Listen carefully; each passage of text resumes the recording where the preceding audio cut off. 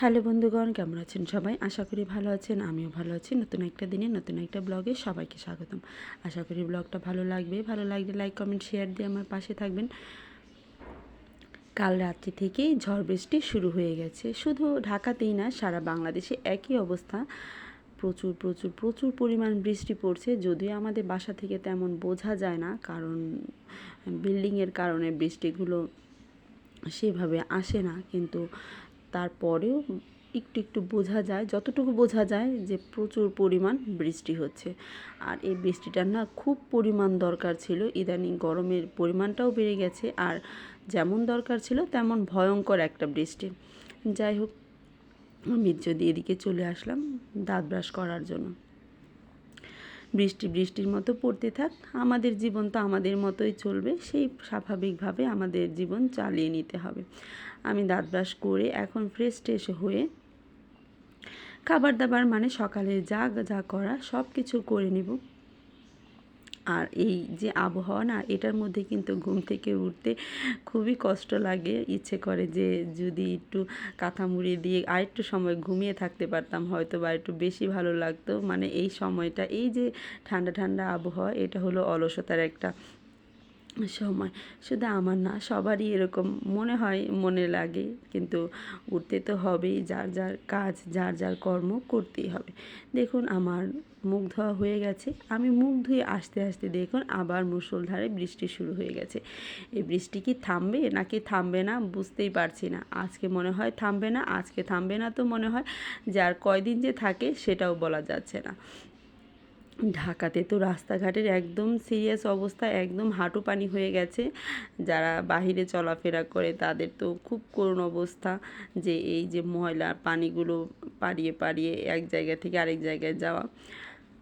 যাই হোক, এদিকে আমার মা রান্নাবান্না সব সেরে নিয়েছে, আর ওইভাবে রান্নাবান্নাগুলো দেখানো হয়নি। এই যে এখানে রান্না করেছে ধুন্দুল দিয়ে মাছের তরকারি, তারপরে মাছের মাথা দিয়ে চাল কুমড়ো দিয়ে ঘন্ট, আর এই যে রান্না করেছে হলো মাংস।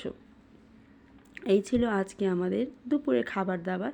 তারপরে সন্ধ্যার দিকে এই যে আমার ভাই যে একটা কাঁঠাল এনেছিল, মা সেটাকেই কাটছে। কাঁঠালটা পেকে গেছে, আর মাসিও ফোন করে বলছিল যে কাঁঠালটা যেন পেকে যাওয়ার সাথে সাথে খেয়ে ফেলা হয়, কারণ কাঁঠালটা বেশি পেকে গেলে খেতে একদম ভালো লাগবে না। তাই যেহেতু একটু পেকে গেছে, তাই কাঁঠালটা বের করে খেয়ে ফেলতে। তাই মা দেখলো যে কাঁঠালটা পেকে গেছে, আর এর জন্য এটা মানে রোয়াগুলো বের করছে। আর কালকে যখন কাঁঠাল এনেছিল, আমার ছেলে তো অনেক পাগল হয়ে গেছিলো এই কাঁঠালটা খাবার জন্য। আমি কাঁঠাল খাবো, কিন্তু কালকে কিন্তু যখন এনেছিল কাঁঠালটা একদমই পাকেনি, একদম শক্ত ছিল, যার ফলে ওকে কেটে দেওয়া হয়নি। আর এখন হলো কাঁঠালটা কাটছে, আর আমার ছেলে নাক ডেকে ঘুমাচ্ছে। ওকে ওঠানোর চেষ্টা করা হয়েছে, কিন্তু ও উঠবে না। আর যেহেতু ঘুমিয়েছে, তাই ওকে আর খুব বেশি ডাক দেওয়া হয়নি যে ঘুমাতে থাক, ঘুম থেকে ওঠার পরে ওকে খাওয়ানো হবে। এই যে দেখুন কাঁঠালগুলো, খুব বেশি কাঁঠালের রোয়াগুলো এখানে নেই। আপনার অন্যান্য এটাকে তো আমরা বলি যে কাঁঠালের কি বলে আমার সঠিক মনে নেই।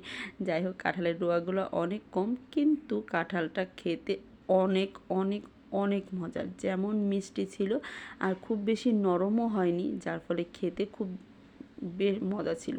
আর বিশেষ করে মিষ্টিটা এত মিষ্টি ছিল, এটা কল্পনার বাইরে খুব পরিমাণ মিষ্টি ছিল আর কি। যাই হোক, কাঁঠাল খেয়ে নিলাম। আর ভাই আজকে আবার বাইরে গিয়েছিল, বাহির থেকে আসার সময় এই লিচুগুলো নিয়ে এসেছিল। এই যে লিচুগুলোও কিন্তু বেশ বড় বড় ছিল।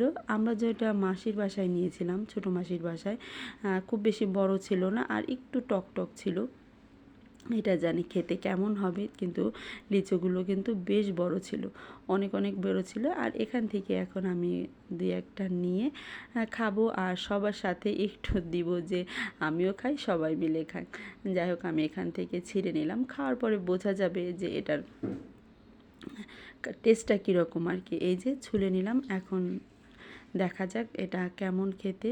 আর খেতে সত্যি কথা খুব মিষ্টি ছিল। যাই হোক, আজ এ পর্যন্তই। আশা করি ব্লগটা ভালো লেগেছে। টাটা।